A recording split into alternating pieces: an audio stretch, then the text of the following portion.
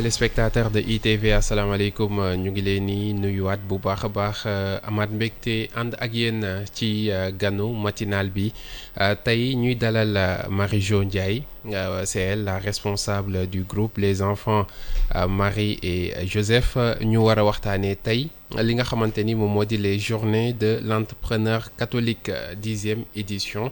Alors lan lay tekki daañu ci waxtaan ak moom les 11 et 12 novembre bi ñu nekk ci la ñu koy amal waaye itam ubbi foire boo xamante ni ñu bëri ci ay ndaw dinañu ñëw exposer li nga xamante ni moom moo di seeni xarañteef ci jamono boo xamante ni entrepreneuriat c'est vrai que ni terme la boo xamante ni c'est très en vogue mais ci contexte également immigration irrégulière donc on va parler de tout cela avec Marie-Jo Ndiaye ñu lay nuyu bu baax a baax te am mbégte dalal la ci ganu matinal bi. Merci Mohamed, tout le plaisir est pour moi de partager ce plateau avec vous encore une fois. Alors ñu war a waxtaanee les journées de l'entrepreneur catholique lan lay tekki. Bon, les journées de l'entrepreneur catholique ont été initiées par les enfants de Marie et Joseph. Et donc, pour petit rappel, nous sommes un groupe au service de l'évangélisation et du social. boo ci boole waale wolof. Donc ñun dañuy def ci wàllu entrepreneuriat ci social dañuy jàppale ñëpp. ñi nekk ci ndéegu sëy ñi di ut liggéey. Donc on a lancé l'entrepreneuriat parmi une de nos activités. Et donc là, c'est la 10e édition que nous l'organisons. Et donc c'est une foire, exposition, vente, ateliers gratuits, moments d'échange, de réseautage professionnel. Alors nan lañ koy tëggee atelier yooyu noonu comment ça va se passer. Donc les ateliers, c'est laissé à la libre appréciation de chacun. En wolof.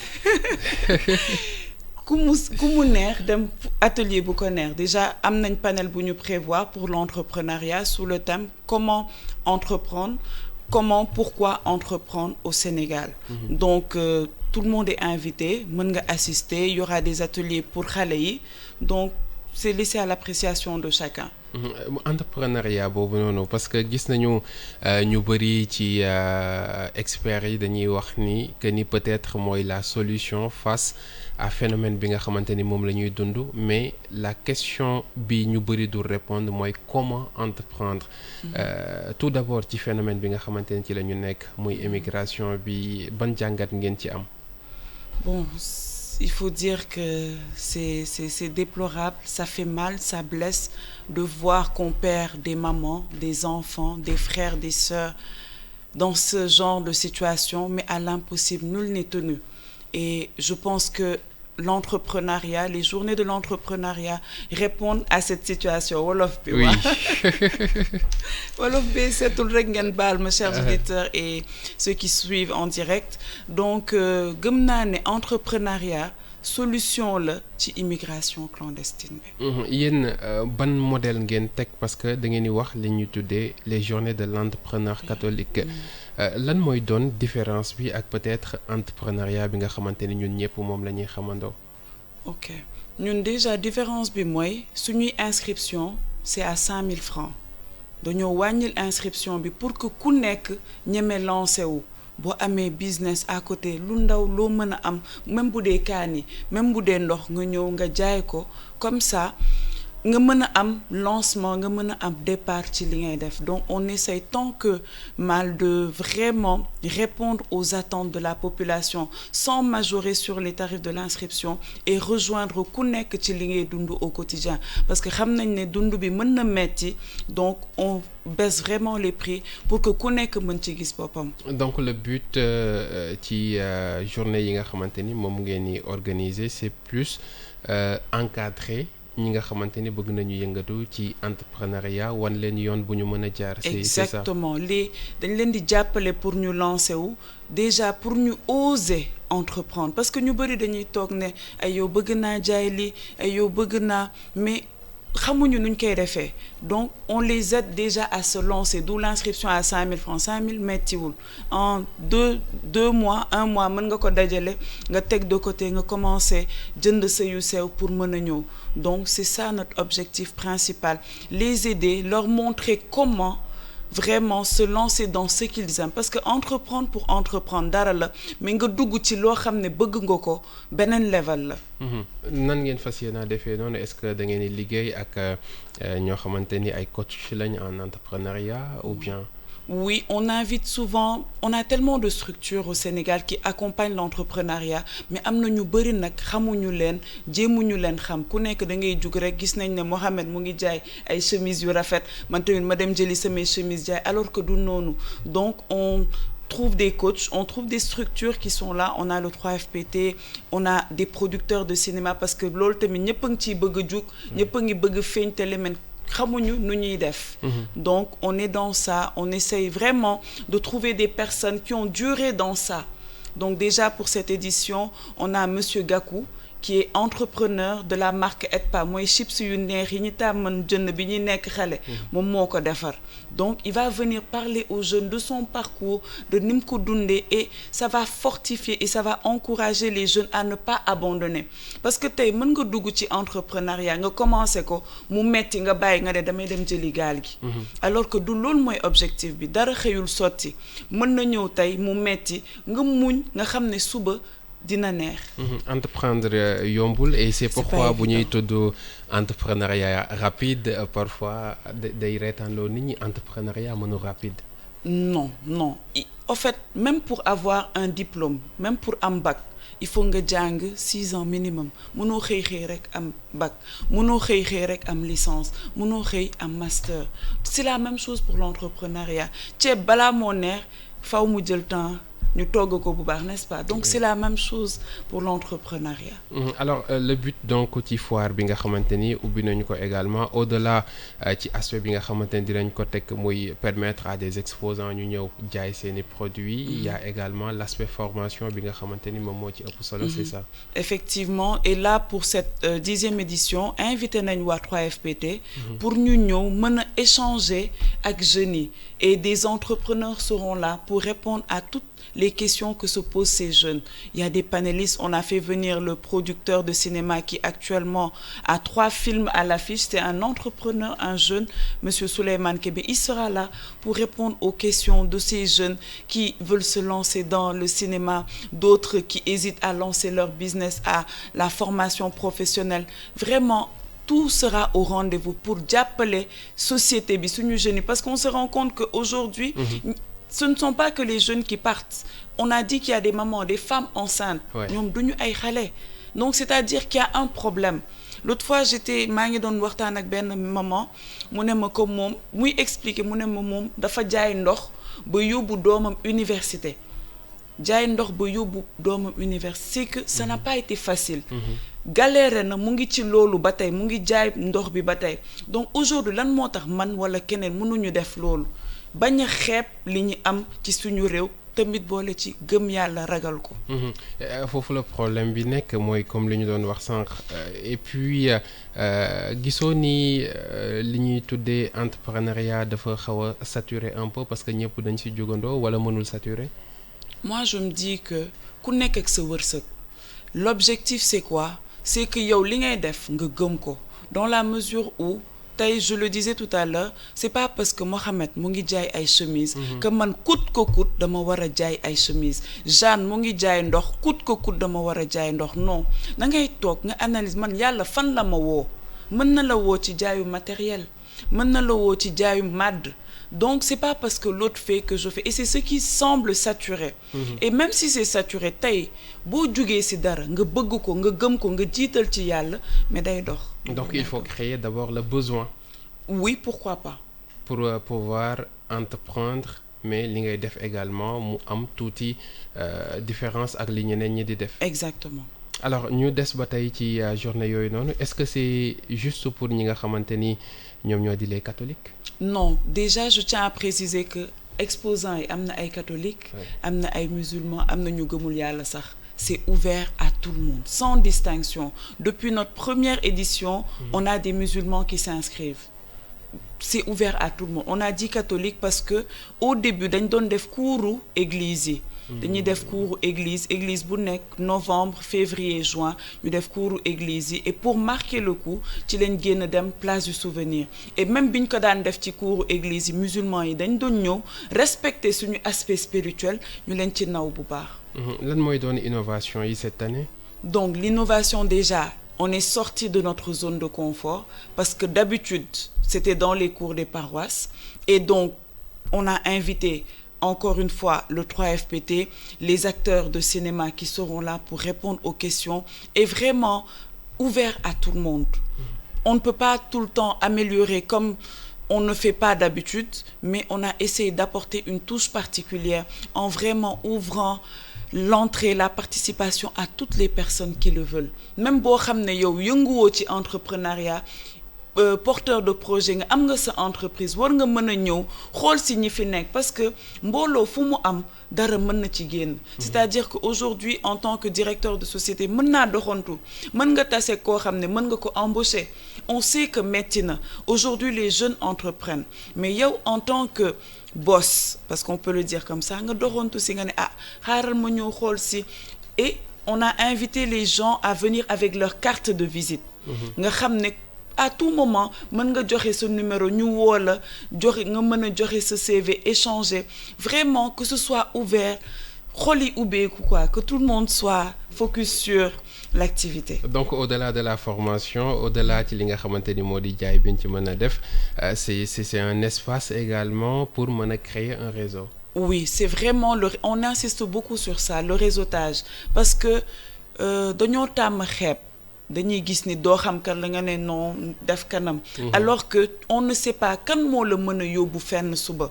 Donc les exposants ils viendront avec leur carte de visite et comme les visiteurs tamit on les invite à faire passer leur carte de visite parce que kenn xamul nit ki mën na nekk entrepreneur di diriger société bu mag donc c'est ça on aura la Casamance qui sera là donc tout est possible. Pour le moment c'est juste Dakar ou bien. Toutes les régions. C'est-à-dire que on a dinañ jóge fu nekk. Il y a des gens qui quittent Kolda, il y a des gens qui quittent Thiès, Vélingara, les gens viennent de partout pour ces journées et ñu ngi ciy sant Yàlla bu baax parce que ils nous ont fait confiance, chose qui n'était pas évidente et depuis 10 éditions, ils sont là à soutenir. On ne peut que rendre grâce à Dieu. Alors rendre grâce à Dieu boobu noonu tey bu ñu waxee li nga xamante ni moom moo di les journées de l'entrepreneur catholique mën nañ jàpp ni xëy na dina am tuuti aspect spirituel. Oui. Lan moo ciy doon paaram. Donc, comme on le dit, les journées sont à la fois spirituelles et professionnelles. Maanaam ku mënti doon muy journée yi wala leneen munoo dugg ci dara te yàlla àndu si. Donc dañoo war a jiital yàlla ci lépp lu ñuy def et c'est ce qu'on essaye d'inculquer à ces entrepreneurs parce que ñu bari dañuy jug rek musulmans comme chrétiens dañuy jug rek commencer jaay alors que du noonu da ngay ñaan yàlla mu taxawu la mu leeral la ci li ngay def wan la yoon bi et donc pour ce faire lors des journées on commence toujours les journées par la messe. Donc samedi bi dañuy am messe où c'est ouvert à tout le monde catholique yi et durant la messe il y a aucune vente qui se fait. Léegi bu ñuy paree messe bi l'abbé bi day bénir stand yëpp bu béniree stand yëpp mooy yàlla teg na ci loxoom ñëpp commencé mën a jaay.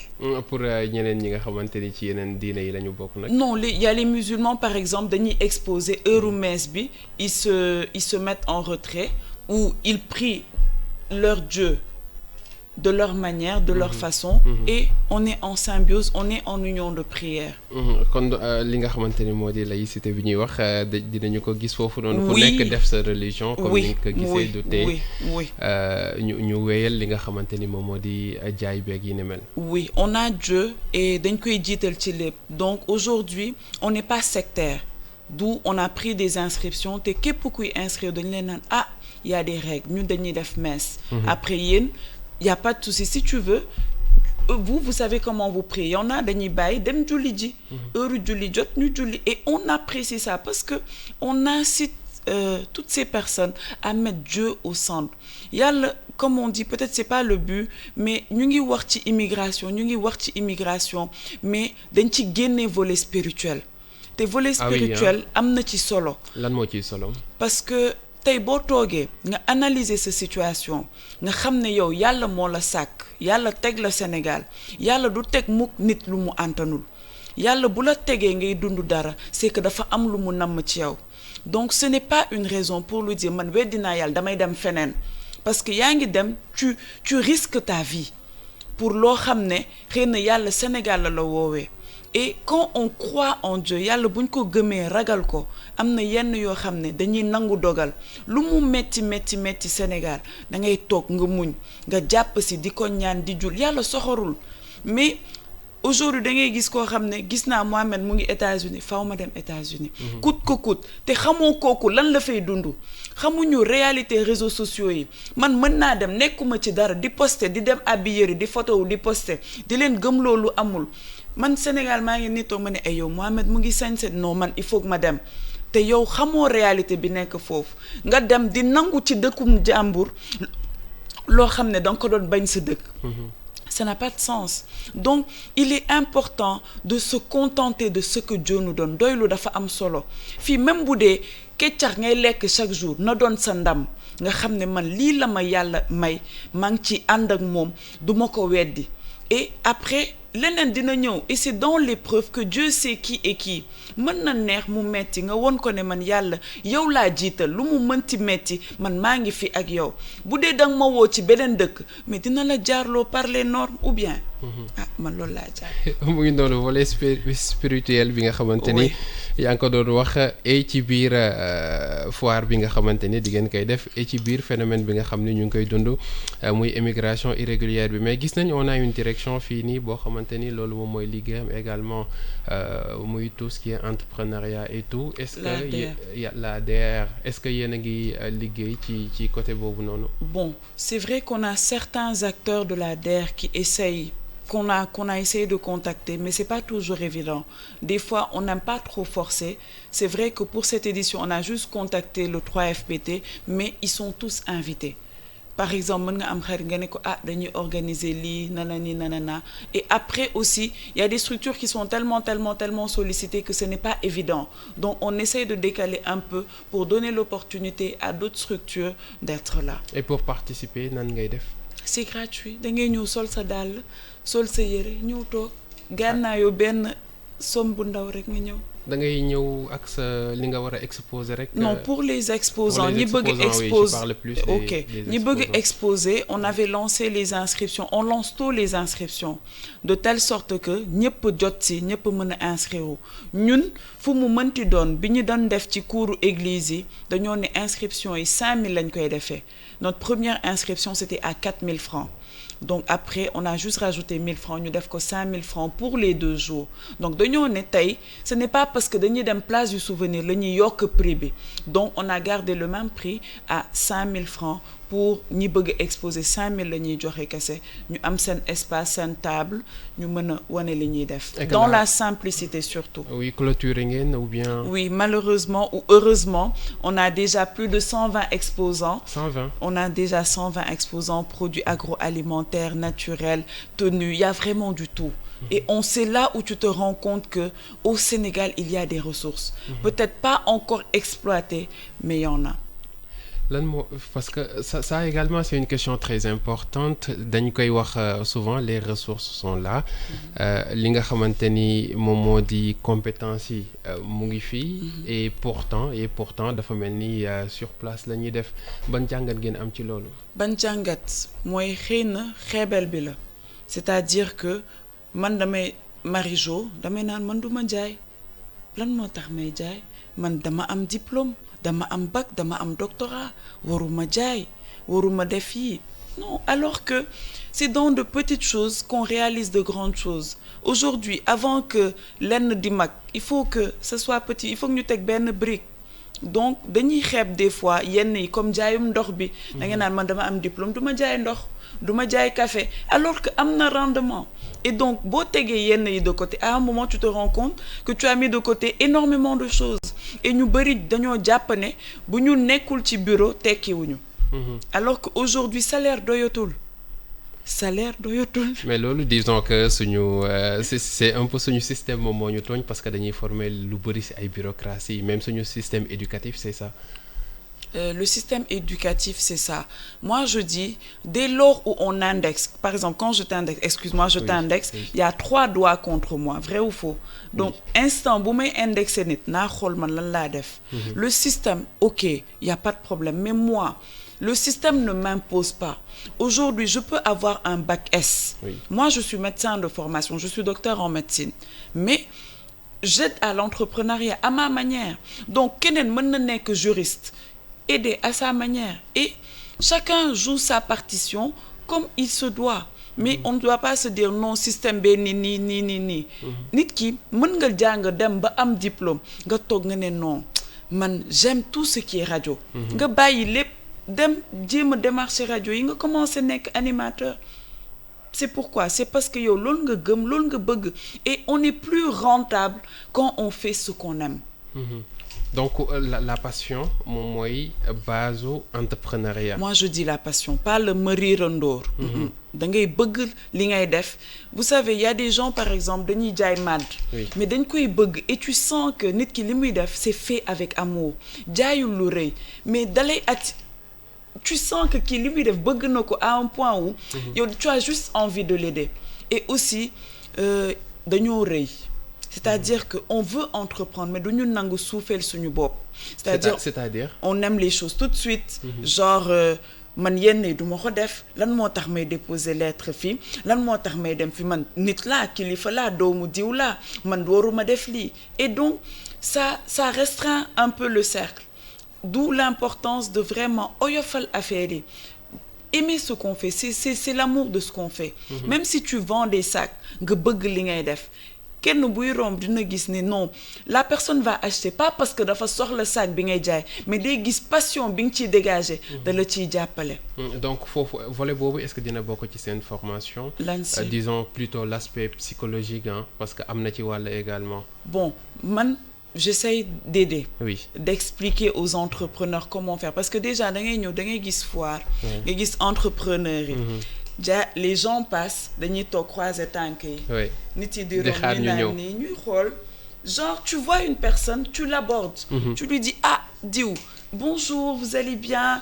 Et ce sont des petites choses à faire. Il y a une personne, par exemple... La communication, elle est importante. Elle est importante. Et même si tu ne sais pas communiquer, c'est avoir le sourire. Inciter les gens à passer tous. Bonjour. Mais dans les croiser les jambes.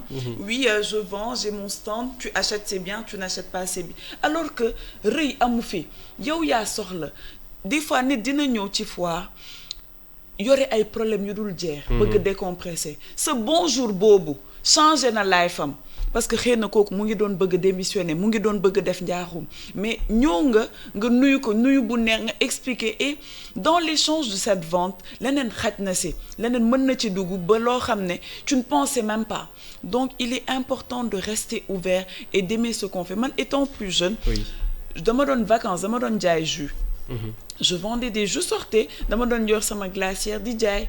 Di dem di jaay jus tamarin, bissap, et ça m'amusait les vacances, ça me faisait une activité de vacances. Je sortais dem ci mécanicien ne leen jus am na en bouteille ñuy jën, et ça m'occupait.